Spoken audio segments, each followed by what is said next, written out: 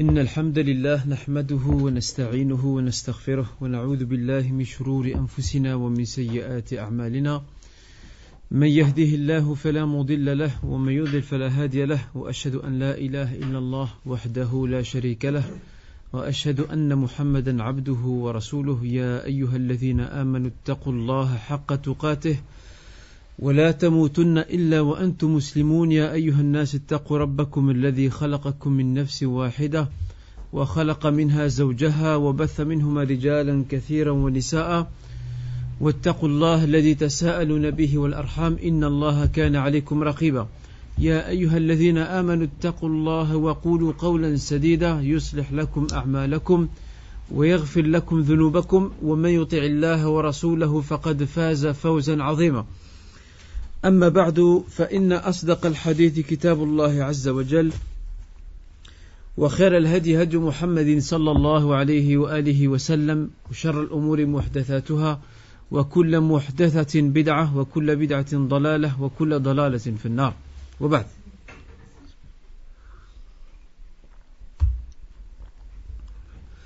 Pour commencer, donc, on voudrait s'excuser, les frères de l'association Jardin des Jeunes voudraient s'excuser quant aux problèmes techniques liés donc au son, du fait qu'il n'y ait pas de micro. Et Inch'Allah, les frères feront le nécessaire pour que la semaine prochaine, il y ait, par la grâce d'Allah Azza wa Jal, une remédiation à ces situations donc tout à fait accidentelles. Nous avions la semaine dernière parlé de Médine, et on a vu que lorsque le prophète Mohammed sallallahu alayhi wa sallam est arrivé à Médine, il a procédé à l'organisation de la ville, de la vie dans la cité médinoise, et ce, sur 3 axes. Le premier axe, c'est la relation de la communauté avec Allah Azza wa Jal, avec Allah subhanahu wa ta'ala. Et ceci s'est fait par l'entremise de la construction de la première mosquée de Médine, qui est la mosquée du prophète sallallahu alayhi wa sallam. Il fallait un lieu de culte, un lieu où les musulmans pouvaient se retrouver pour prier, pour écouter le sermon, pour se rencontrer, et c'est un lieu certes privilégié par rapport à la période mécoise où les musulmans n'avaient pas de lieu de culte. Ils priaient dans n'importe quel endroit propre, pur, et ils n'avaient pas de lieu de mosquée proprement dit. Ils se retrouvaient quelquefois et quelque part entre eux dans des maisons, dans des demeures, d'une façon souvent clandestine, donc à l'abri du regard donc des Mécois, des Qurayshites. À Médine maintenant les choses ont changé. Désormais, alhamdoulilah, les musulmans sont majoritaires, la cité leur appartient.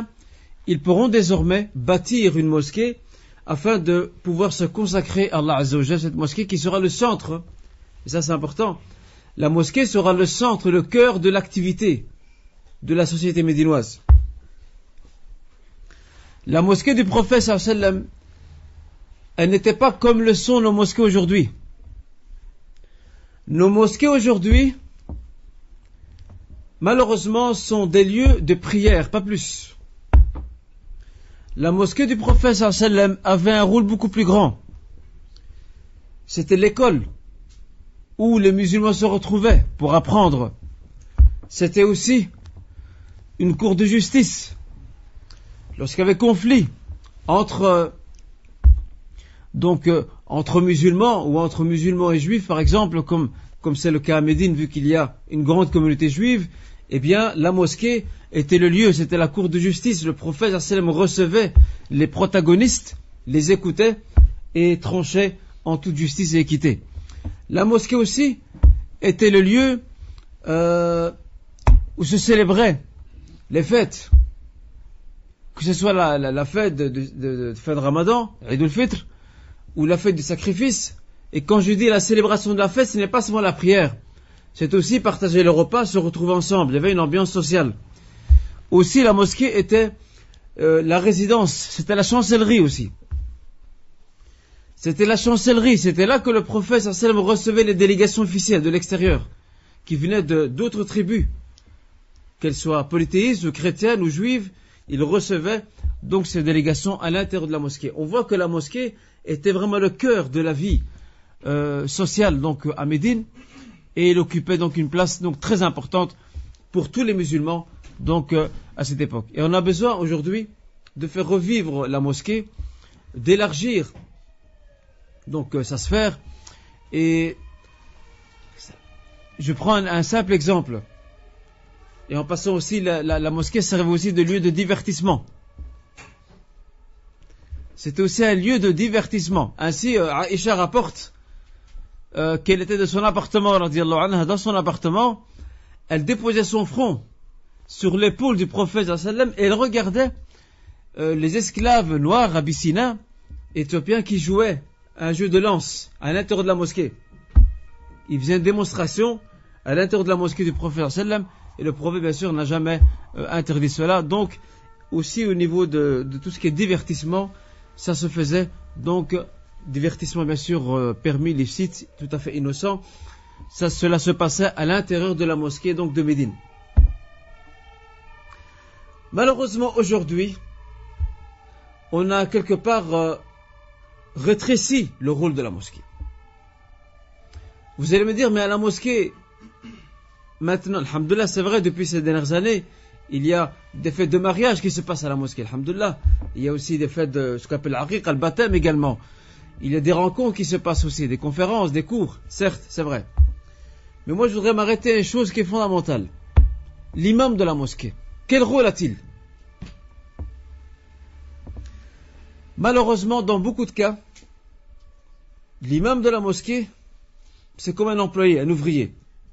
Il vient pointer sa carte, il dirige la prière, on lui demande 1 ou 2 dars par semaine, le sermon de vendredi à la limite, il est payé, et puis c'est terminé, ma'as-salam, tu peux rentrer chez toi. Et il n'a pas vraiment de lien fusionnel avec les fidèles de la mosquée, à part ceux qui le connaissent. Et ça, c'est dommage. Normalement, l'imam est censé avoir un rôle plus grand que ça. Il doit avoir un rôle social aussi. À savoir, s'il y a un conflit entre un père et son fils, entre un époux et son épouse, c'est l'imam qui doit les recevoir.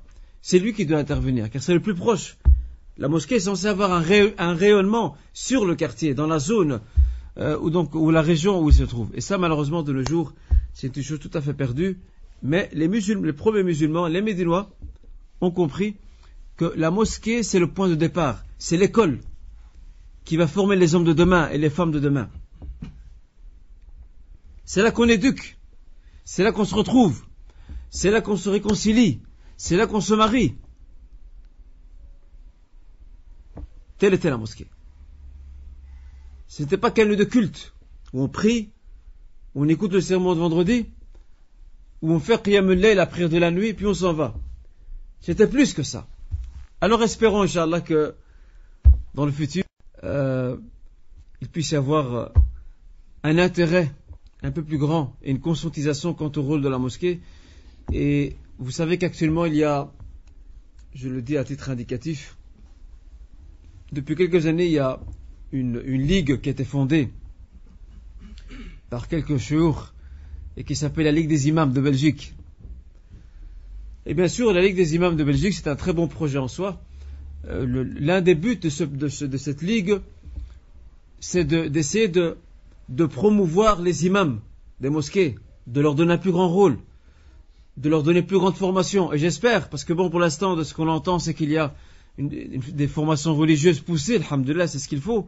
Mais j'espère aussi, ce serait bien que les imams aussi aient une autre formation à côté. Une formation d'ordre social, pédagogique aussi.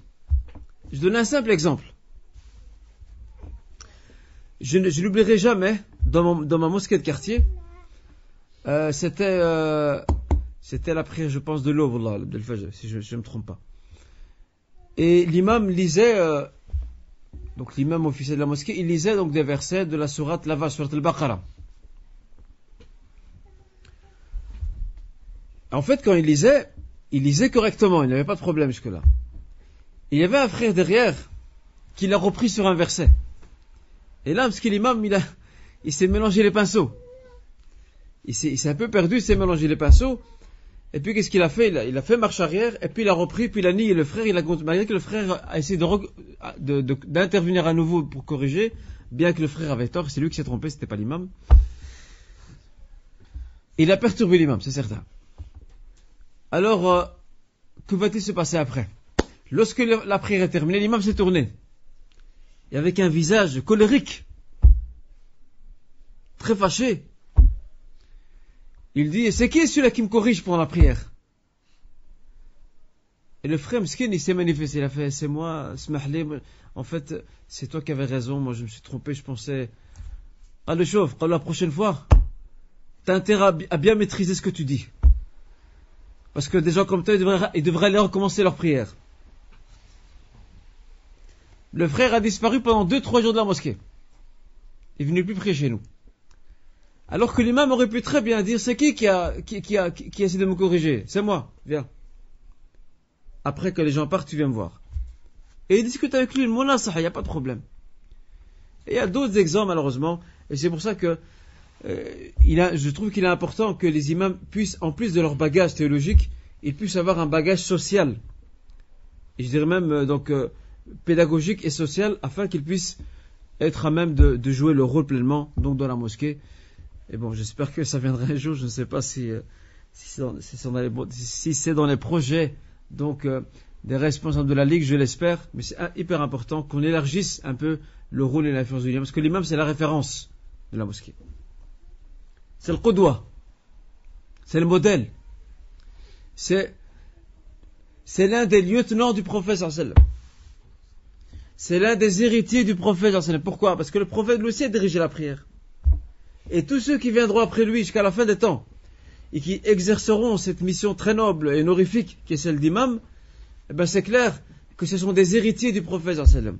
Parce qu'ils exercent la même fonction. D'où l'importance, et ça beaucoup d'imams ne connaissent pas malheureusement, l'importance de maîtriser une partie du droit musulman, le fiqh, et qui s'appelle fiqhul imama. La jurisprudence de l'imama. À savoir qu'il doit être au courant et avisé de tous les préceptes qu'il a besoin, que ce soit comment réparer la prière, que ce soit comment faire quand par exemple quelqu'un l'interpelle par derrière, également tous les préceptes et les bienséances qui touchent à la mosquée, bref, tout ça, il est censé maîtriser. Et ça, malheureusement, avec tout le respect qu'on leur doit, il y a beaucoup d'imams qui ne maîtrisent pas ça. Beaucoup d'imams qui sont des gens honorables, qui ont appris le Coran par cœur, ils ont une bonne maîtrise de la langue arabe, ils ont appris des bases dans le fiqh, dans la jurisprudence, wakafa, c'est suffisant. Nous, on veut plus que ça. On veut que lui soit le centre dans la mosquée. Malheureusement, subhanallah, le grand problème qu'il y a, mes très chers frères et sœurs, c'est que nous, en tant que communauté, nous avons dénigré, nous avons rabaissé cette fonction noble qu'est celle d'imam. Il suffit de voir comment les gens dans les mosquées, les responsables, la masse, comment ils traitent l'imam. Pour moins que rien. C'est comme si subhanallah, comme s'il était le personnage le moins important dans l'assemblée. Alors que c'est le contraire, subhanallah. C'est lui qui est le plus important. C'est lui qu'il faut honorer, c'est lui qui dirige votre prière, etc. Donc, pour revenir à notre sujet, le prophète sallallahu alayhi wa sallam organise la vie sociale et commence par le premier axe qui est l'organisation de la relation entre la communauté et Allah Azza wa Jal. L'autre axe qu'il a organisé, c'est celui de la relation intracommunautaire. Intracommunautaire, c'est-à-dire à l'intérieur de la communauté. Et on a vu le pacte de fraternité, aqd al-ukhuwa, ou bien aqd al-mu'akhat, entre les muhajirines, les émigrants qui viennent de la Mecque, et les ansar, les médinois qui ont accueilli le message, qui ont accueilli le prophète sallam et qui se sont engagés par un serment d'allégeance, ils se sont engagés à l'appuyer et le soutenir. Donc le prophète sallam a mis en place donc ce pacte de fraternité et j'avais expliqué les raisons pour lesquelles il avait mis sur pied ce pacte. Aussi dans l'organisation interne de la communauté, il y avait ce qu'on appelle Ahl Suffa.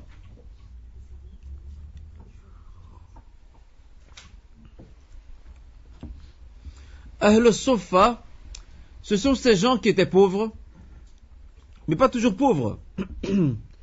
Certains parmi eux avaient choisi le chemin de l'ascèse, de l'ascétisme, du renoncement à ce bas monde, az-zuhd wa at-takhalli 'an ad-dunya. Certains avaient choisi ça, de plein gré, et ils se retrouvaient dans le fond de la mosquée, et je rappelle que le fond de la mosquée, c'était un lieu où se trouvait l'ancienne Qibla, qui était elle en direction d'où ça? Jérusalem al-Quds. Et après, quand le verset est descendu, ou les versets sont plusieurs, dans Sourate Baqara, c'est là que la direction a été changée en direction de la Mecque. Et depuis lors, cet endroit qui était l'ancienne Qibla, l'ancienne direction de la prière, devint le lieu où se retrouvent ces gens pauvres et ces gens qui sont ascètes, qui se sont détournés de ce bas monde. Et on l'appelait Sofa parce qu'on a bâti une sorte de préau, Dhulla. C'est pour ça qu'on les appelait Sofa. Et non pas, on les a pas appelés Sofa parce qu'ils portaient le souf, c'est faux. Certains disent, ouais, on les appelait Sofa parce qu'ils portaient des vêtements en laine, sauf ça n'a rien à voir. C'est tout à fait faux. C'est pas pour ça. Ça, c'est l'une des origines qu'on a donné au soufisme, à Tasawwuf. L'une des origines données au soufisme dans ses débuts, les débuts étaient très nobles au début, en Irak, à Bassora, avec Al-Hassan al-Basri, où lorsque les musulmans, les pieux, Salihin parmi eux ont vu que la société commençait à aller dans un courant très dangereux qui est celle du matérialisme, parce qu'il y a trop de confort, trop d'aisance, trop d'argent, et qu'ils ont commencé à abandonner beaucoup de choses de leur foi, c'est là que ces hommes sont apparus en portant un vêtement de laine afin de rappeler aux gens que nous sommes dans ce bas monde, nous ne sommes que des passagers.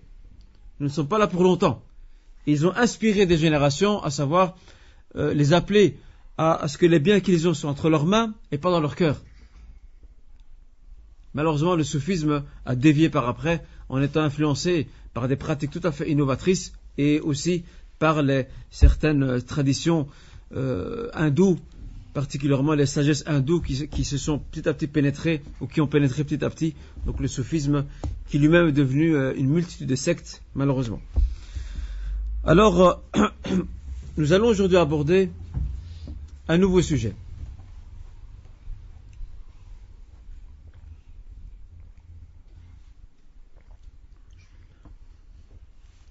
Ce nouveau sujet concerne le troisième axe, qui est la relation de la communauté musulmane avec les autres catégories ou les autres communautés. Vous savez que, et nous l'avons dit, lorsqu'on a parlé de Médine, de son histoire, vous savez que lorsque les musulmans sont arrivés à Médine et que le prophète sallallahu alayhi wa sallam les a rejoints, il y avait une grande communauté juive qui, elle, était très organisée, très solidaire entre eux. Enfin, du moins en gros, parce qu'il y avait des conflits même entre tribus juives. Je pense à Banu Nadir et Banu Qurayza. Il y avait donc, ou plutôt Banu Qaynuqa, il y avait de la tension entre les deux dans la mesure où Banu Nadir, qui était une tribu juive riche, puissante, Banu Qaynuqa était moins puissante, moins riche, et lorsqu'il y avait un meurtre, un homicide volontaire ou involontaire, et que, par exemple, s'il y avait un juif de la tribu, donc de Banu Nadir, qui était tué par un juif de la tribu de Banu Qaynuqa, eh bien, on demandait le droit du sang, payer un dédommagement matériel. Et par rapport à Banu Nadir, profiter de son statut social et demander une très grosse somme à Banu Qaynuqa, sachant que cette tribu n'a pas les moyens. Et c'était source de tension. Regardez, subhanallah, qui va intervenir pour mettre fin à ce conflit? C'est le prophète lui-même, sallallahu alayhi wa sallam. C'est l'islam qui va mettre fin au conflit entre ces deux tribus. Cette tension qu'il y avait entre les deux à cause donc du droit du sang, ad-diya. Et c'est là que l'islam va instituer pour les musulmans, mais aussi pour les juifs entre eux, que la diya, le droit du sang, soit égalitaire dans les deux sens. Et là, on voit à quel point, dès le début, l'islam se préoccupe de justice sociale, des droits humains. Je l'ai dit à plusieurs reprises, il ne faut pas attendre la Déclaration universelle des droits de l'homme. Bien avant, les bases fondamentales des droits de l'homme ont déjà été mises sur pied par le prophète sallallahu alayhi wa sallam. Il y avait aussi quelques mouchriquines, très peu certes. Il y avait encore des polythéistes médinois, ils étaient peu nombreux.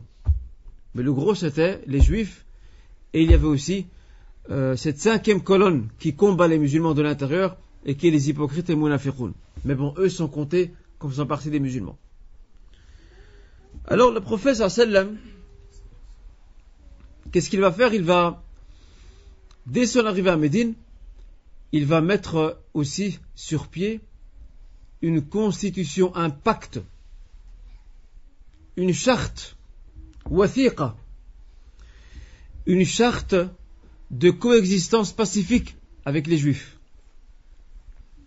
Parce qu'il sait qu'ils sont là, ils ont du poids. Le prophète n'est pas bête aussi, sallallahu. Il connaît l'histoire de la tribu d'Israël, Banu Israël dans le Coran.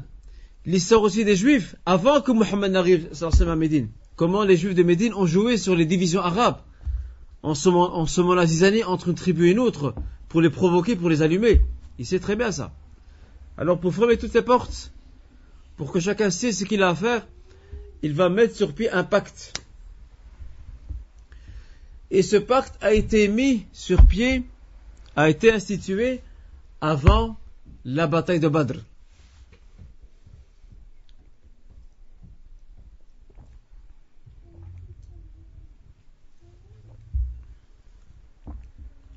Avant la bataille de Badr. Et nous allons, Inch'Allah, aujourd'hui découvrir ensemble quelques-unes des clauses de ce pacte qu'il y avait entre les musulmans et les juifs. Et en passant, il y a un auteur contemporain qui est un très grand professeur, qui est mort, rahimahullah, si ma mémoire ne me trompe pas, je crois qu'il est décédé en 2003, si ma mémoire ne me trompe pas. C'est un Pakistanais. Cet homme-là était un personnage exceptionnel. C'est un homme qui maîtrisait une dizaine de langues, pour commencer. Il avait une très bonne formation religieuse. Il était historien aussi. Et il avait bien sûr d'autres maîtrises. Et il a fait beaucoup d'études dans le domaine de la sira, de l'histoire. Et c'est lui qui a écrit le livre sur la vie de Muhammad. La vie de Muhammad sallallahu alayhi wa sallam. En 2 volumes. Et ce professeur s'appelle Muhammad Hamidullah. Il vivait à Paris. Et il était professeur en France, au niveau universitaire. Il a également été professeur à Istanbul aussi. Donc c'est un Pakistanais. Il est mort, rahimahullah, je rappelle, en 2003. C'est un homme, il était très âgé d'ailleurs. Et qu'est-ce qu'il a fait? Il a écrit un livre en arabe mais aussi en français qui s'appelle Al-Watha'iq al-Siyasiyya fi al-Ahd al-Nabawi wal-Khulafa al-Rashidin. Les pactes politiques, donc à l'époque prophétique et à celle des 4 califes bien guidés. Et ce livre a été donc traduit en français. Je crois qu'ils l'ont appelé, si je ne me trompe pas, il existe d'ailleurs, il y a moyen de le trouver. Je crois qu'il s'appelle lettre plurielle de la diplomatie musulmane. En tout cas, c'est un titre qui va dans ce sens-là. Je peux, Inch'Allah, retrouver le titre. Inch'Allah, moi j'ai la version arabe donc du livre. Et il a fait un excellent travail. Il a réuni tous les courriers prophétiques, toutes les lettres que le prophète sallam a adressées à l'intérieur de l'Arabie et à l'extérieur de l'Arabie, avec les juifs, avec d'autres tribus arabes, avec des chrétiens aussi. Il a tout réuni dans ce livre-là. Et c'est un très bon travail qu'il a fait. En tout cas, qu'Allah Azza wa Jalla le récompense pour son effort et pour ses efforts. Allahumma amin. Et parmi ces pactes, donc je le rappelle, il y a celui avec donc les Juifs de Médine. Et le cheikh Mohammed al-Ghazali, rahimahullah, l'auteur du livre Fiqh Sira, il a repris d'une façon assez abrégée. Il a repris les clauses de ce pacte, et je voudrais vous les citer d'ailleurs, et puis on fera un petit commentaire après.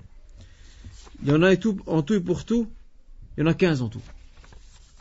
C'est résumé, il y en a plus. Hein. Dans le pacte, il y a plus de 15, il y a plus que 15 clauses.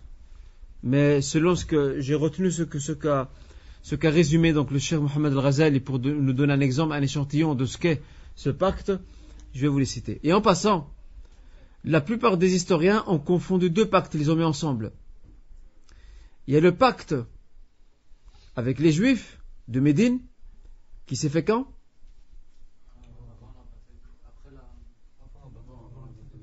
Avant la bataille de Badr. Et il y a un autre pacte que le prophète sallam a mis sur pied, à part celui de la fraternité. Il y a un autre pacte qu'il a mis sur pied, c'est entre les Muhajirin et les Ansar, qui est un pacte beaucoup plus pratique. C'est par rapport à certains droits et certains devoirs. Et ça a été fait après Badr. lorsque la communauté a pris du poids à Médine. Elle était beaucoup plus forte qu'avant, plus renforcée. Donc maintenant la société devient complexe. C'est plus comme au début avec le pacte de fraternité, Aqd al-Mu'akhat, entre un Muhajiri et un Ansari. Maintenant c'est plus délicat que ça, c'est plus précis. S'il y a meurtre, s'il y a accident, qu'est-ce qu'il faut faire? S'il y a conflit, qu'est-ce qu'il faut faire? Et tout ça donc a été mis dans le pacte donc entre les Muhajir et les Ansar, qui, je le rappelle, a été établi après la bataille de Badr. Mais la plupart des historiens confondent les deux pactes ensemble et les mettent ensemble. Et d'ailleurs même le professeur Mohamed Hamidullah a fait la même chose. Il a mis les deux pactes ensemble, le pacte des Juifs et le pacte donc entre les Muhajir et les Ansar. Il les a réunis dans un même contexte. Nous, ce qui nous intéresse, c'est les clauses. Alors regardez ce qu'il y a dans ces clauses.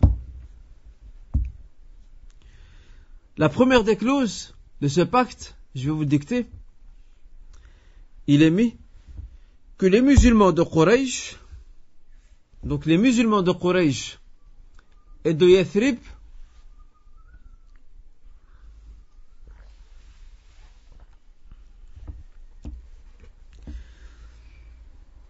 les musulmans de Quraysh et de Yathrib,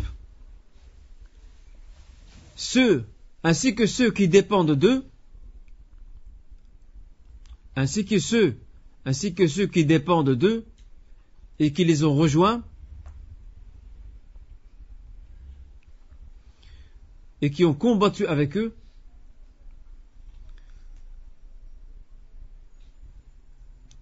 représentent une seule nation, une seule communauté.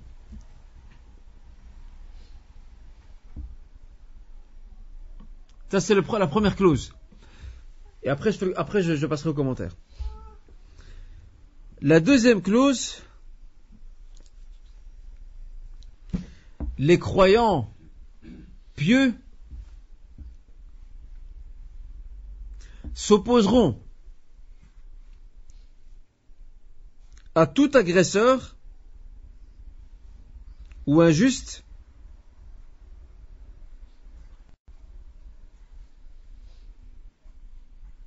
donc les musulmans pieux s'opposeront à tout agresseur ou injuste semant la discorde entre les croyants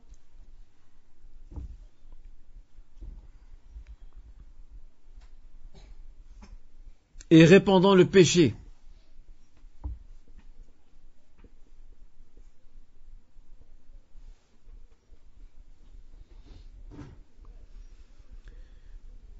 Ils, au pluriel, autrement dit les croyants, seront tous contre l'agresseur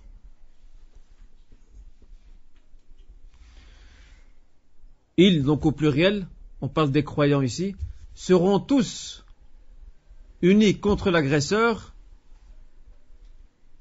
même s'il s'agit de leur fils. Sauf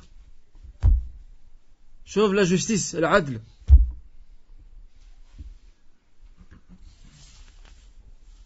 La troisième des clauses,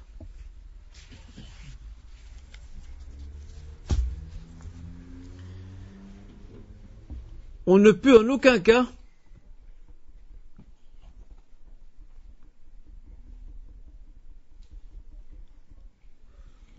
louer les services financiers ou prêter service financier à Quraysh.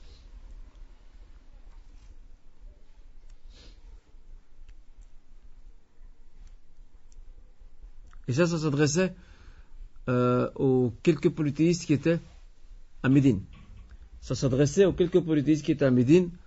Il leur était demandé de ne pas louer les services financiers, autrement dit, de ne pas soutenir les caravanes qui venaient de la Mecque. Parce qu'il faut savoir que les caravanes de Quraysh passaient. Regardez, le prophète, il va très loin. Les caravanes de Quraysh passaient par l'ouest de Médine pour aller en Syrie. Alors le prophète a voulu fermer la porte depuis le début, parce que s'il laisse certains Médinois, particulièrement les mouchriquins, les polythéistes, ou même les juifs à la limite, s'il les laisse faire des pactes avec les caravanes mécoises passantes, ça peut être un retour de flamme contre les musulmans. il peut y avoir une alliance qui se fait en cachette contre les musulmans. Pour fermer cette porte, il est interdit de traiter avec les caravanes mécoises qui passent sur l'ouest de Médine. Donc c'est important ça. Donc on ne peut en aucun cas prêter service financier donc à Quraysh, et en aucun cas leur prêter assistance contre, et non plus leur prêter assistance contre un croyant. D'accord? Et ne pas leur prêter non plus assistance contre un croyant. La quatrième clause, il n'est pas permis à un croyant. Il n'est pas permis à un croyant qui a accepté ce qu'il y a dans ce pacte. Il n'est pas permis à un croyant qui a accepté ce qu'il y a dans ce pacte et qui croit en Dieu et en le jour du jugement dernier de prêter main forte à tout criminel perturbateur.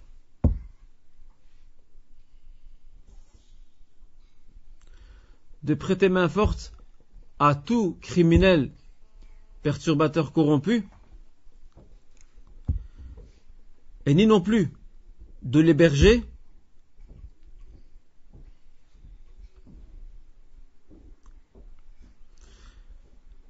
point. Celui qui prête assistance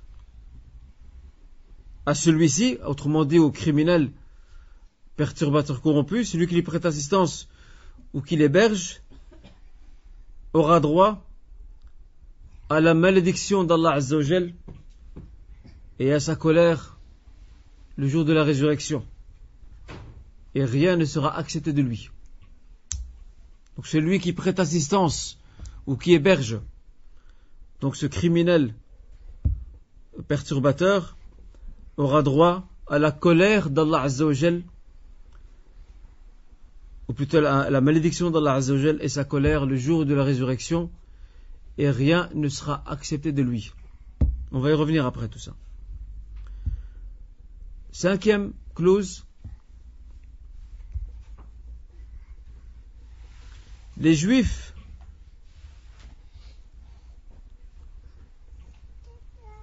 sont appelés à dépenser avec les musulmans dans leur guerre défensive. Les Juifs sont appelés à dépenser donc financièrement avec les musulmans dans leur guerre défensive. Et on va voir de quoi il s'agit. Sixième clause, les Juifs de Banu Auf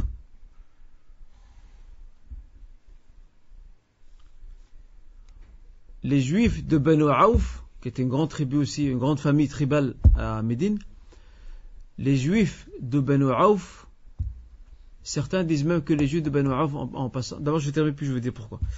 Les Juifs de Banu Auf représentent une communauté aux côtés des croyants.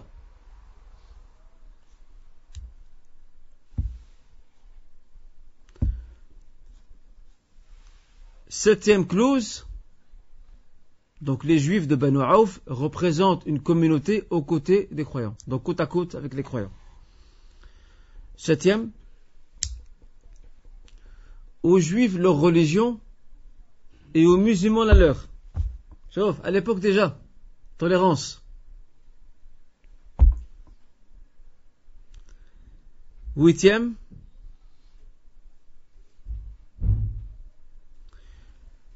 les Juifs de Banu Najjar.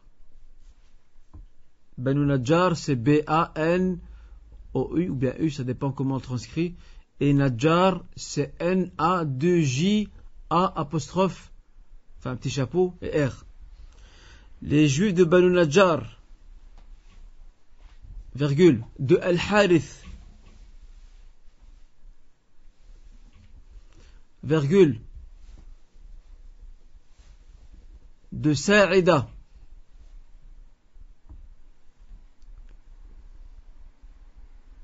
virgule, de Banu Jashm. Donc je rappelle les juifs de Banu Najjar, virgule, de Al-Harith, virgule, de Sa'ida, virgule, de Banu Najjar, virgule, de Banu al-Aws. Trois petits points, est-ce qu'il y en a d'autres pour résumer? Ont les mêmes droits que les juifs de Banu Auf,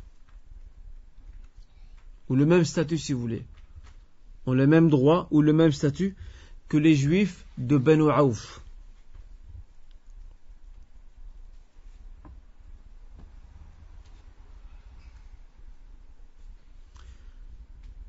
La neuvième, ou bien avant de passer, j'avais un petit commentaire à faire.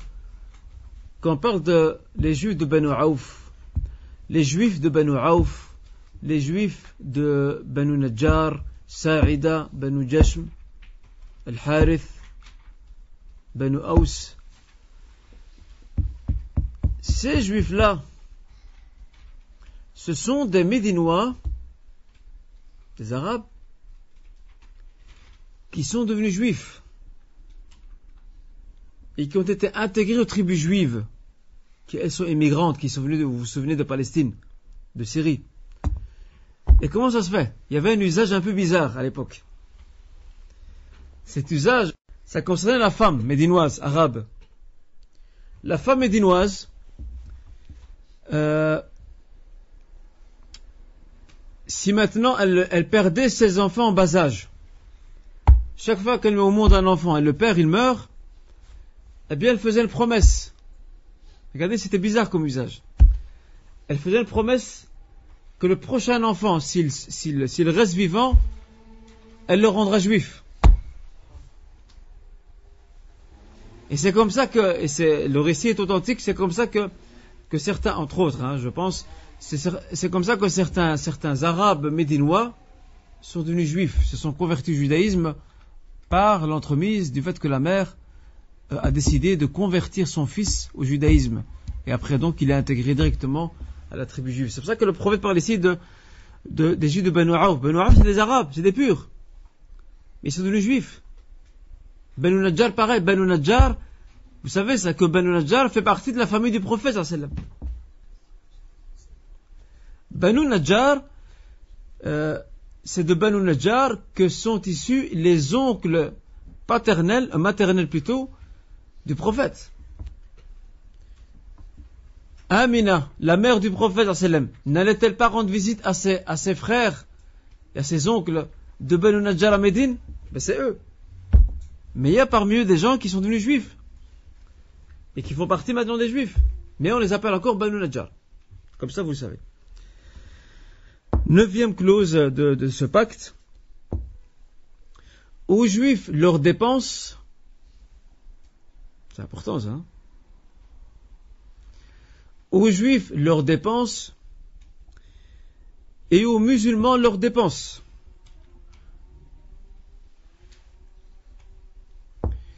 Et il y a entre eux soutien et assistance, et il y a entre eux soutien et assistance contre ceux qui combattent ce pacte. Donc aux juifs leurs dépenses et aux musulmans leurs dépenses, et il y a entre eux soutien et assistance contre ceux qui combattent ce pacte.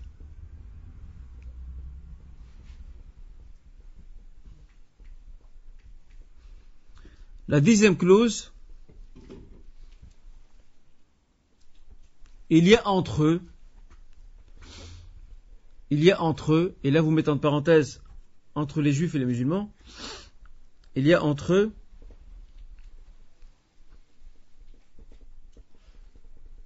le soutien, le bon conseil, al-nasiha,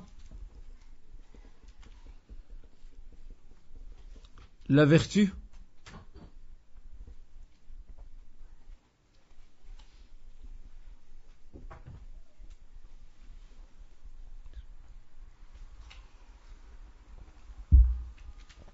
en écartant tout péché.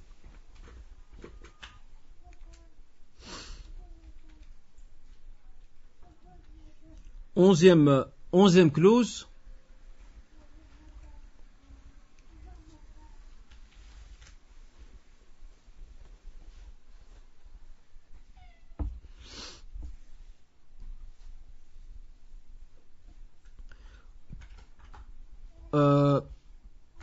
Personne ne sera dans le péché. Personne ne sera dans le péché de par son alliance, ou de par son allié plutôt. Personne ne sera dans le péché de par son allié.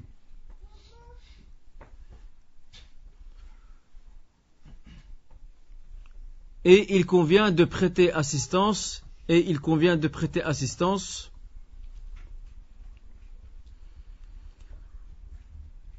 à l'opprimé,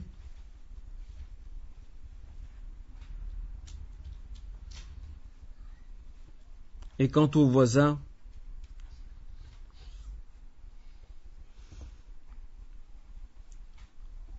donc le voisin comme on connaît,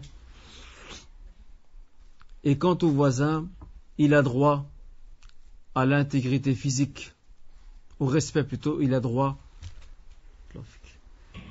Et quant au voisin, il a droit au respect. Et quant au voisin, il a droit au respect de son intégrité physique.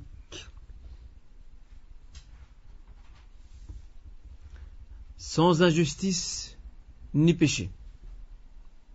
Ça, c'est les droits de l'homme, ça. Sauf, regardez jusqu'où ça va.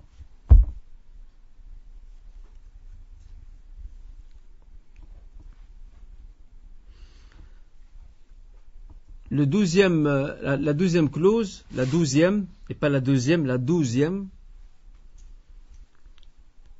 Allah Azza wa Jal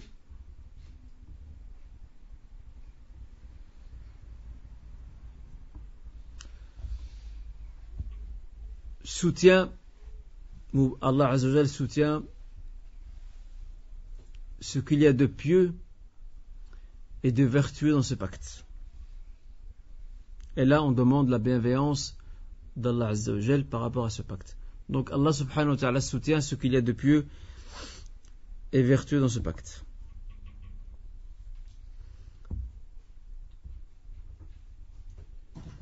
Treizième clause. On arrive vers la fin, Inch'Allah. Il y a entre eux, de nouveau entre parenthèses, vous mettez les juifs et les musulmans.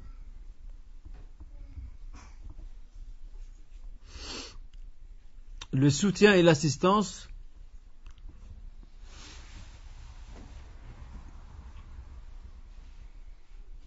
contre ceux ou contre celui qui agresse Yathrib, donc Médine, qui attaque Médine.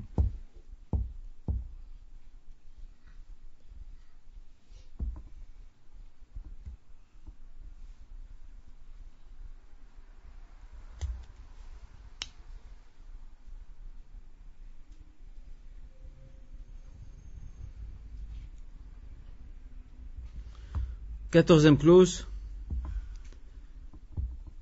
Celui qui sort de Médine sera en sécurité.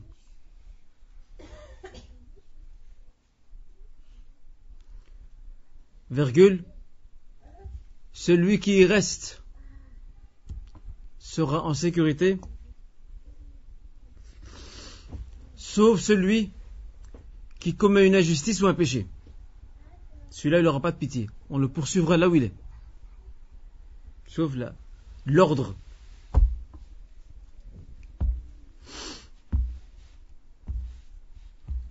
Et 15e clause, et dernière.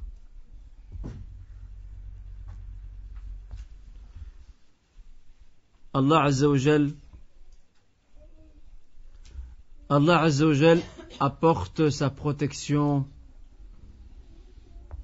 et son soutien à celui qui est vertueux et pieux. Voilà. Alors maintenant, on va procéder à une petite analyse du contenu. Donc c'est vraiment résumé, il y a plus que ça. Hein. Et je vous dis que le livre, il y a moyen de le trouver en français. Je pense qu'il doit se vendre dans certaines librairies, je pense, qui réunit donc toutes les lettres diplomatiques du prophète sallam qu'il a écrites. Lui, sallam, ainsi que les 4 califes qui l'ont succédé. Abu Bakr, Omar, Othman et Ali, ils ont tous suivi la même voie que le prophète sallam dans la correspondance avec les nations voisines, avec des tribus, avec des clans, etc. Maintenant, nous allons passer à une petite analyse. On va essayer d'analyser donc le contenu. Retournez à la première clause.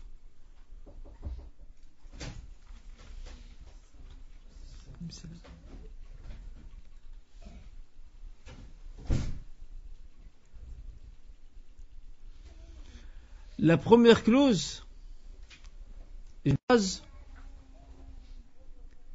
d'une seule nation.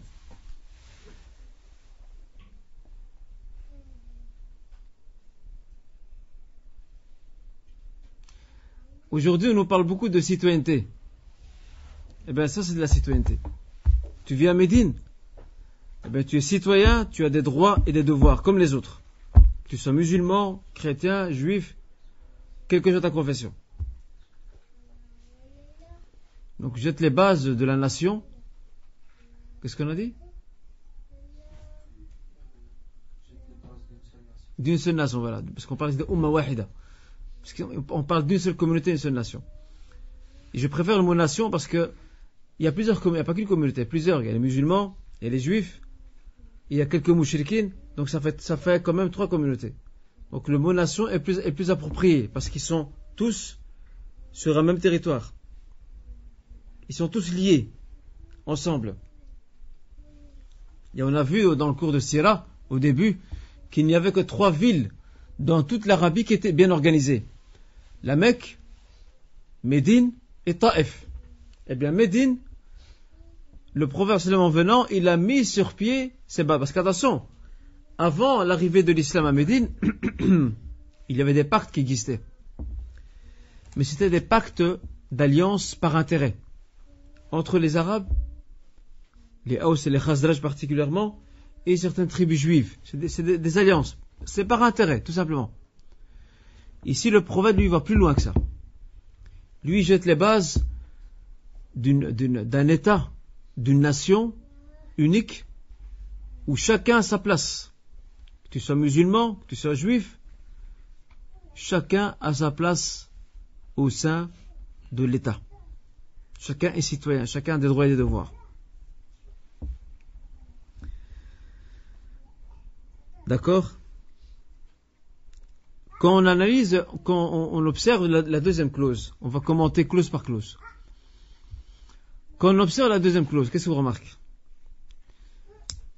On remarque qu'il y a ici un pacte de justice sociale qui est mis sur pied. Autrement dit, tous les gens de Médine, qu'ils soient musulmans ou juifs, ou même polythéistes, je rappelle qu'ils étaient peu nombreux, tous seront contre l'injustice. Tous seront unis face à l'injuste. Ça veut dire que les alliances d'avant, on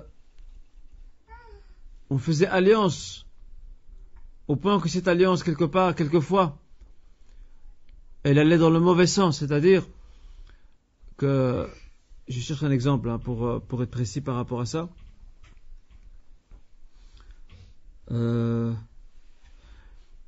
Une tribu commet une injustice, et bien de par le fait qu'elle a une alliance avec une autre tribu, cette tribu-là connaîtra l'immunité diplomatique. On ne la touchera pas. Elle est intouchable. Ben ça, c'est fini, ça.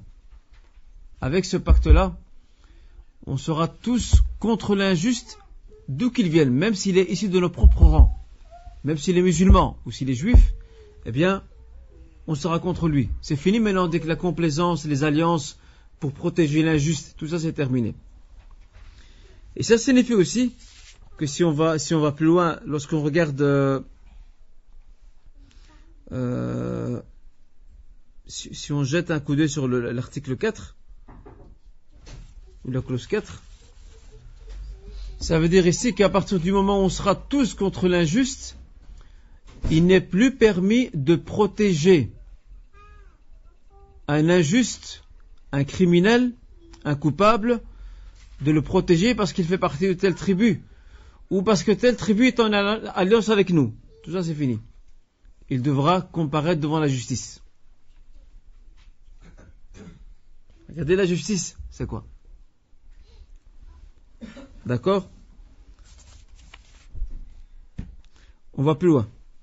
Le 3, on l'a déjà commenté. La troisième clause avec la demande faite aux mouchriquines, aux polythéistes de Médine, de ne pas prêter assistance financière et ni non plus d'appuyer les caravanes commerciales mécoises. On a vu pourquoi. Pour éviter qu'une alliance ne s'établisse entre les Mécois, Qurayshites, qui sont de passage pas loin de Médine, et certains mouchriquines, ça pourrait menacer la paix intérieure et l'équilibre tout nouveau, tout frais, naissant à l'intérieur de Médine.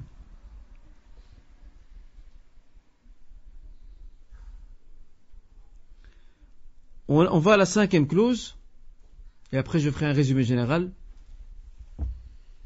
Nous allons à la 5e clause. Les Juifs, donc on a dit que les Juifs dépenseront avec les croyants dans leur guerre défensive. Ça veut dire quoi ça? Ça veut dire ici que les dépenses pour la guerre quand Médine est agressée, parce que le prophète, il veut tout prévoir. Il s'attend à ce que certaines tribus arabes, et peut-être même Quraysh, la Mecque, voudra attaquer la Médine. Alors, quand ils attaquent Médine, ils n'attaquent pas que les musulmans. Ils attaquent Médine. Et les Juifs aussi qui sont dedans.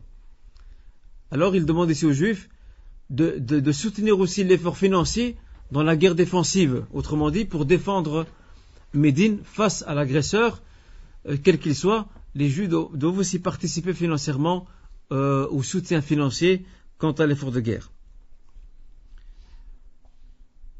Dans la 6e clause, les Juifs de Banu Aouf, et on a vu que ce sont les Juifs arabes, représentent une communauté aux côtés des croyants. Ça c'est très important. Parce que le prophète sait que ces Juifs-là, ce sont des convertis au judaïsme.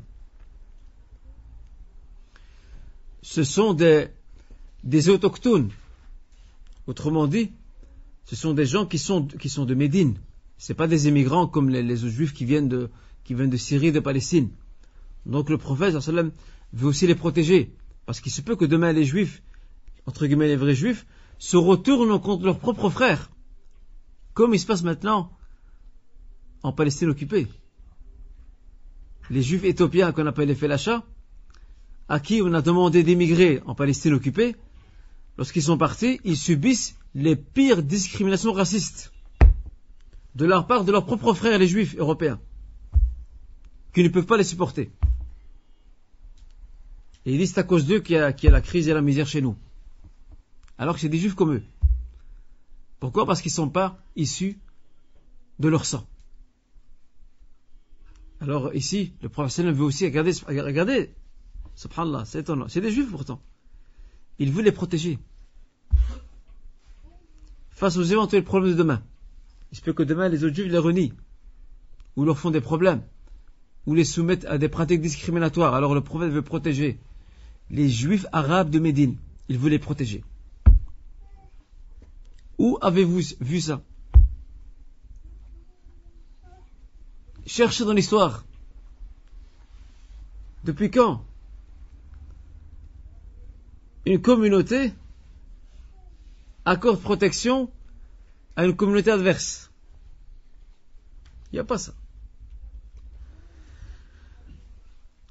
La 6e clause institue donc la tolérance religieuse, la cohabitation pacifique des communautés, aux Juifs leur religion et aux musulmans la leur. Autrement dit, vous les juifs, vous pratiquez votre religion, vous avez vos synagogues,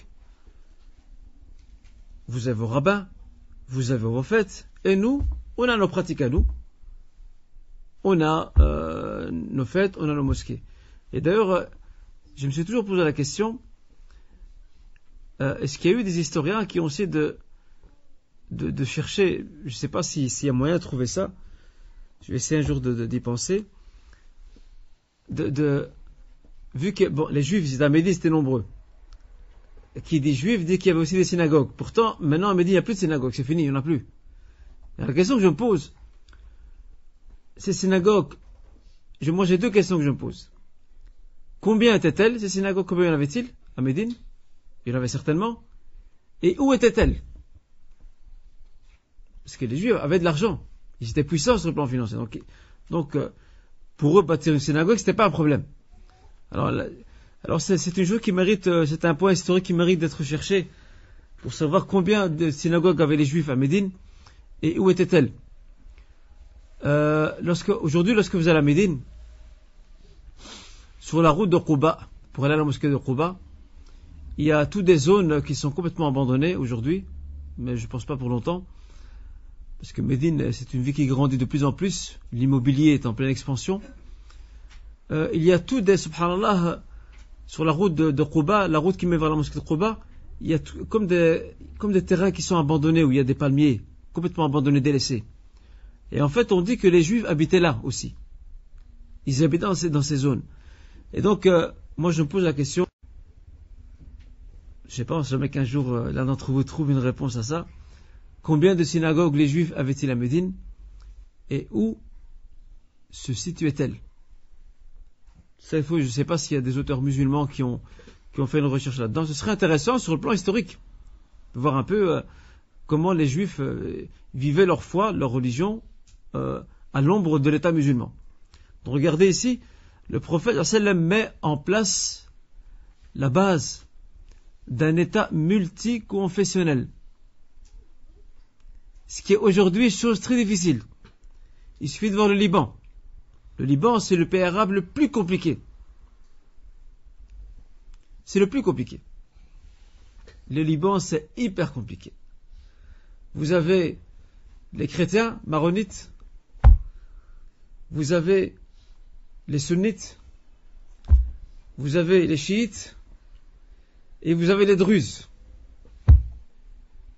Les druzes, c'est une secte qui est issue des chiites. Mais les chiites ne le reconnaissent pas.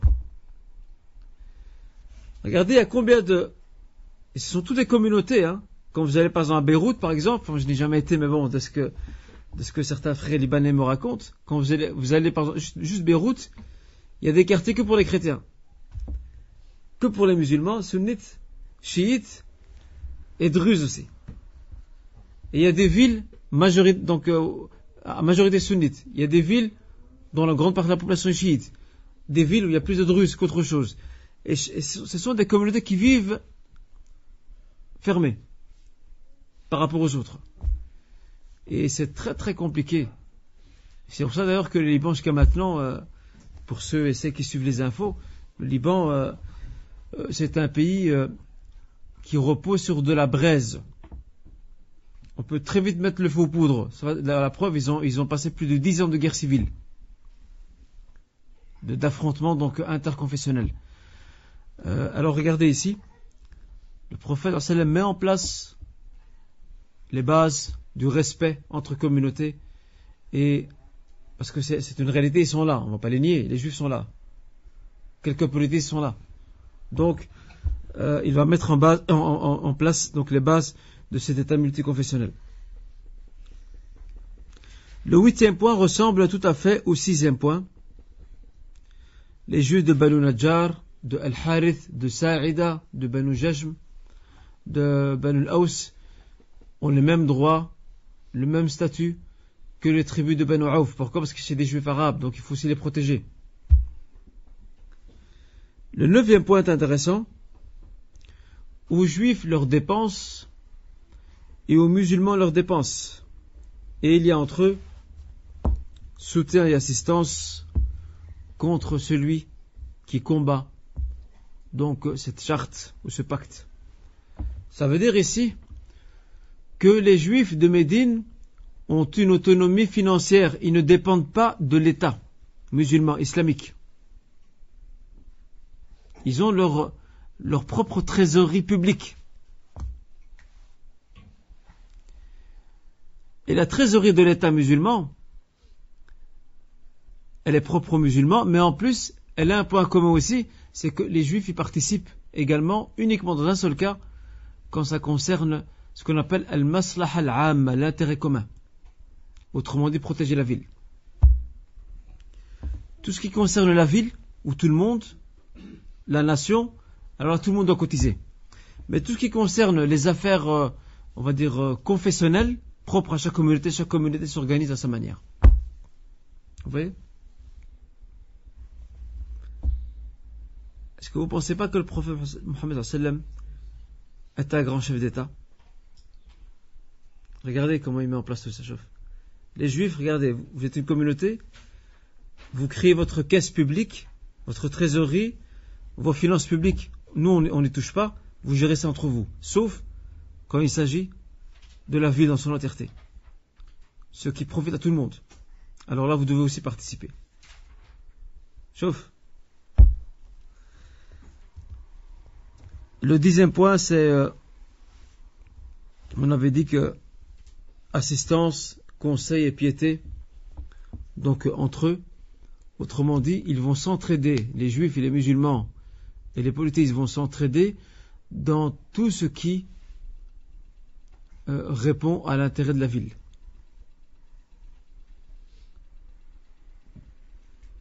Sur le plan commercial, construire une route, acheter un terrain, aménager un territoire, tout ça, ça fait partie de l'intérêt général. Et donc ici, les musulmans et les juifs doivent se conseiller mutuellement parce qu'ils vivent ensemble sous un même toit. Donc si on vit ensemble sous le même toit, on doit apprendre à gérer ce qu'on a sous ce toit-là. Et donc le 11e point, la 11e clause, c'est de dire ici que personne ne commet des péchés à cause ou de par son allié et qu'on soutient donc la victime d'injustice, l'opprimé, et que le voisin a droit au respect de son intégrité physique sans injustice ni péché. Pourquoi le prophète a mis ça comme clause? Il a mis ça comme clause parce qu'il veut rassurer les différents partenaires que lorsque vous faites une alliance, lorsque les musulmans font une alliance avec les juifs, lorsque les juifs font une alliance avec les musulmans, il y a toujours des réticences. C'est connu ça.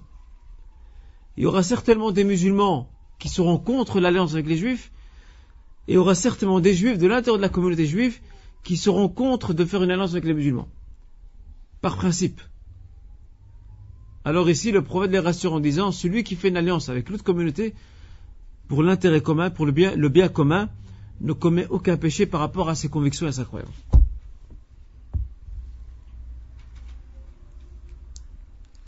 Et on voit ici aussi que le voisin a droit au respect de son intégrité physique, autrement dit, que la personne humaine est sacrée, qu'on ne peut en aucun cas la toucher. Et je termine par les dernières clauses.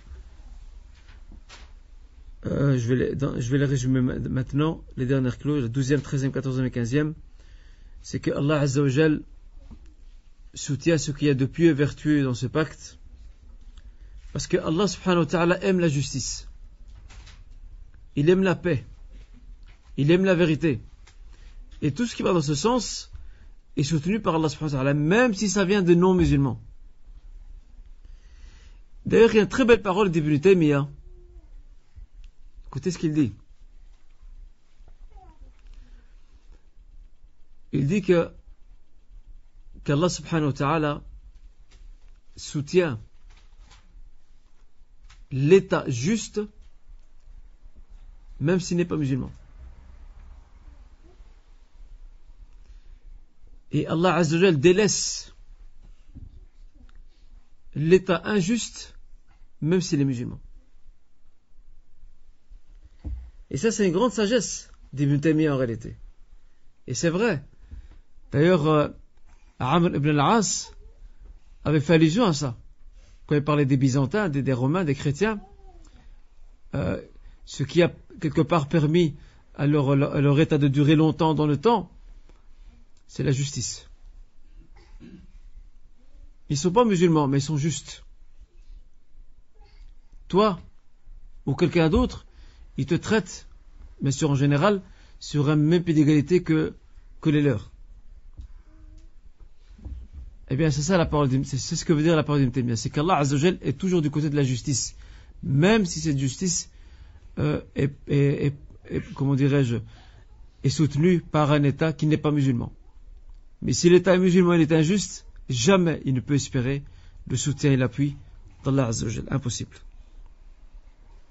Et aussi, donc, on a vu que les juifs et les musulmans doivent se soutenir, ils doivent faire alliance, ils doivent être un seul camp face à toute agression, toute attaque de la ville.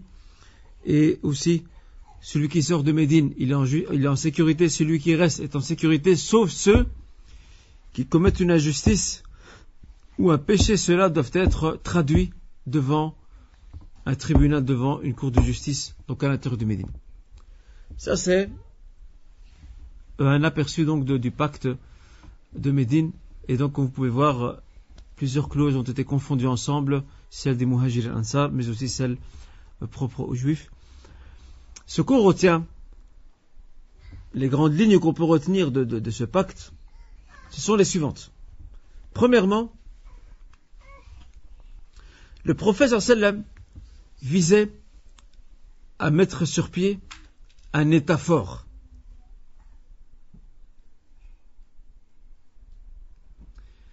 Et pour qu'un État fort existe et dure, il doit se baser sur deux piliers.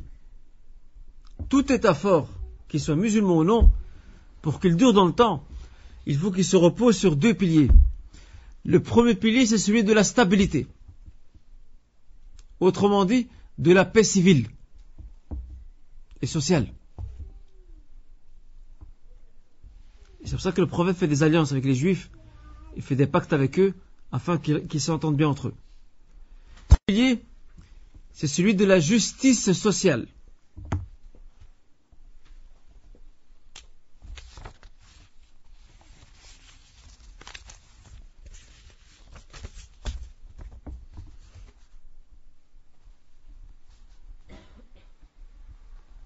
Ça, c'est donc la première grande ligne qu'on peut déduire donc, de ce pacte.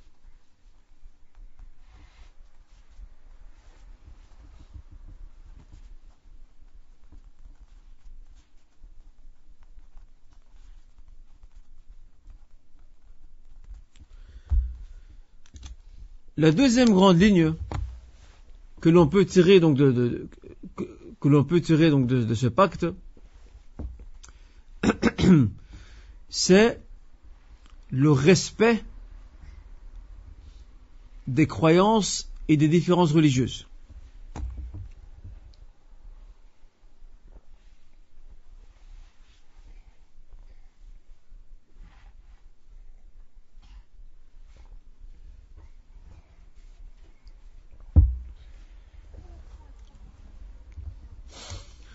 Respect des croyances et des différences religieuses.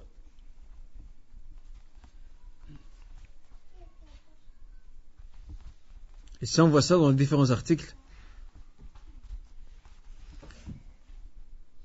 où on dit à vous votre religion, à nous la nôtre.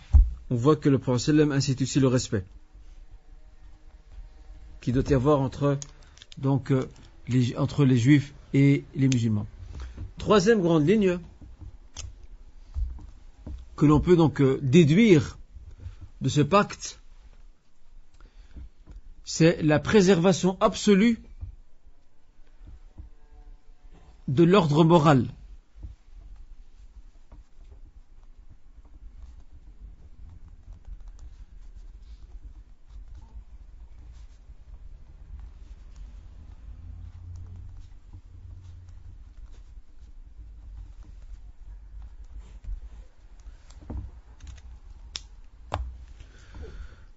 Et ça, on trouve ça dans le fait que le prophète précise bien qu'on ne peut tolérer aucune injustice, qu'on ne peut tolérer aucun péché, que celui qui héberge ou qui protège quelqu'un qui commet des péchés et qui sème la corruption sur terre à l'intérieur de Médine, eh bien celui-là, il s'expose à la malédiction d'Allah Azza wa Jal ainsi qu'à sa colère. Donc on voit ici que l'ordre moral doit être absolument préservé par les musulmans, mais aussi par les juifs.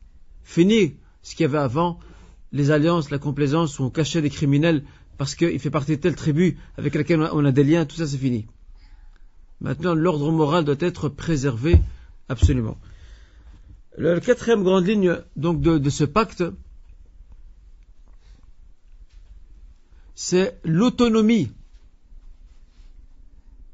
ou plutôt la garantie de l'autonomie administrative et financière des communautés.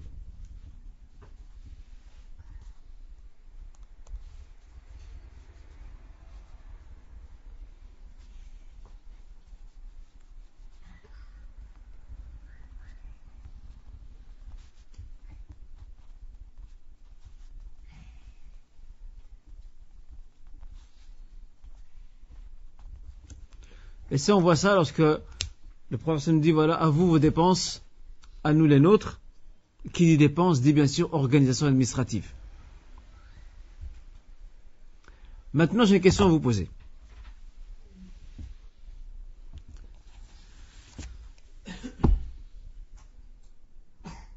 Il y a une cour de justice à Médine, à l'intérieur de la mosquée.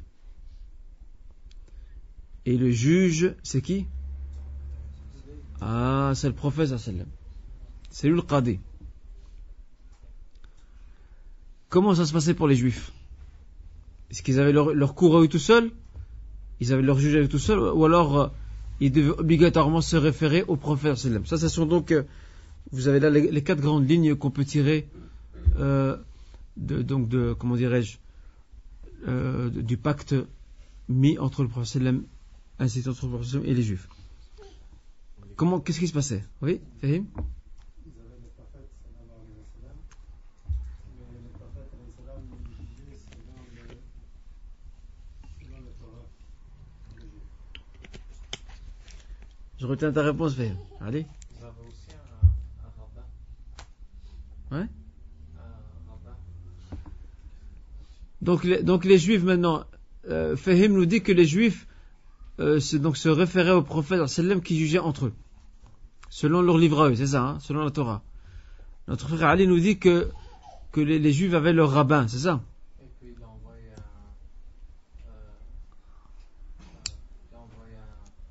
un compagnon pour qu'il apprenne la langue des Juifs. Ouais, mais ça c'est dans la relation avec les Juifs. Mais par rapport à cette question, Fahim il dit que les Juifs venaient chez le prophète pour leur conflit. Il y a un grand Vous... qui était juif, qui s'était converti à l'islam. Abdullah ibn Salam. Et lui, il connaissait beaucoup sur la Torah et ça, comme c'était leur... C'est ce que veut dire Ali aussi d'ailleurs. Ouais. C'est lui qui va juger par l'intermédiaire du prophète Sallallahu alayhi wa sallam. En réalité, sur le plan judiciaire, il y avait 2 degrés. Si une affaire judiciaire concernait un musulman et un juif, une dispute, un meurtre, un vol, tous les deux devaient être devant le prophète sallallahu alayhi wa sallam. Et c'était le Coran et le prophète sallallahu alayhi wa sallam qui jugeaient. En revanche, si l'affaire concernait 2 juifs entre eux, ils pouvaient initialement se référer à leur rabbin sans problème. Mais il leur était aussi permis de venir chez le prophète sallallahu alayhi wa sallam. Et la preuve de ça, vous l'avez dans le verset 42 de la sourate La table servie. C'est mis dedans. Allah subhanahu wa ta'ala dit فَإِنْ جَاءُوكَ, si les juifs viennent chez toi, فَحْكُمْ بَيْنَهُمْ أَوْ أَعْرِضْ عَنْهُمْ, Si les juifs viennent chez toi, juge entre eux, ou bien détourne-toi d'eux. Autrement dit, que le prophète était dans son droit de dire non, moi je ne juge pas vos affaires, allez voir vos rabbins. C'était possible. Et effectivement, quand ils venaient voir le prophète sallam, dans leurs affaires qui les concernaient eux, le prophète sallam jugeait selon la Torah, parce qu'eux ils ne croyaient pas au Coran. Ça aussi, ça c'est une tolérance. Alors que le prophète sait que la Torah elle est falsifiée. Il jugeait selon la Torah. Et comme l'a très bien dit nos deux frères, c'est que, pour compléter ce qu'ils ont dit, c'est que quelquefois les juifs cachaient certaines vérités. Quand ils étaient jugés, ils mettaient même leurs doigts sur le passage, dans le livre. Et c'est là que le prophète sallam a demandé donc à Zayd ibn Thabit d'apprendre l'hébreu. Il l'a appris en 18-19 jours. Il est devenu le traducteur-interprète du prophète sallam. Dès que les juifs viennent chez lui, voilà, on veut. Et les juifs appelaient Mohammed, il l'appelait Abul Qasim. Il l'appelait pas son surnom. Il venait, il l'appelait Abul Qasim. Et alors, jusqu'à ce que Zayd ibn Thabit servira de traducteur-interprète, parce que le prophète ne sait ni lire ni écrire, il faut quelqu'un qui puisse connaître un peu ce qu'il y a dans la Torah, c'est marqué en hébreu, et la grande victoire viendra avec la conversion du grand rabbin de Médine, qui est Abdullah ibn Salam, qui deviendra le conseiller personnel du prophète sallam pour les questions juives. Là, les juifs ils ne peuvent plus rien faire, parce que c'est pas qu'un traducteur. C'est un homme qui est versé dans la connaissance de la Torah, donc il connaît les subtilités, il était juif comme eux avant, donc il sait ce qui se passe à l'intérieur. Et donc il sera un très bon conseiller du prophète. D'ailleurs, le prophète sallam lui a promis le paradis.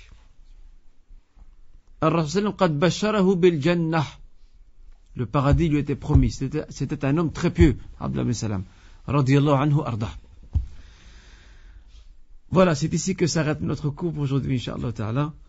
Et la semaine prochaine, on verra que certains juifs vont violer le pacte. Parce qu'ils vont l'accepter quand ça va dans le sens de leurs intérêts, mais dès que ça construit leurs intérêts, ils vont le mettre de côté. On verra que le prophète sallam a fait preuve d'une très grande fermeté à leur égard. Et ça, on va découvrir, Inch'Allah, donc la semaine prochaine. Voilà, subhanakallah bihamdik, ashhadu an la ilaha illa anta astaghfiruka wa atubu ilayk. وصلى وسلم على نبينا محمد وعلى آله وصحبه أجمعين وآخر دعوانا أن الحمد لله رب العالمين وبارك الله فينا وفيكم والسلام عليكم ورحمة الله وبركاته. Et la semaine prochaine, normalement, le micro sera là, donc je n'aurai pas à briser, donc comment dirais-je, les cordons donc de ma voix, mes cordes vocales plutôt, je n'aurai pas à les briser. Et en tout cas, les frères feront nécessaire. Barakallahu fikum.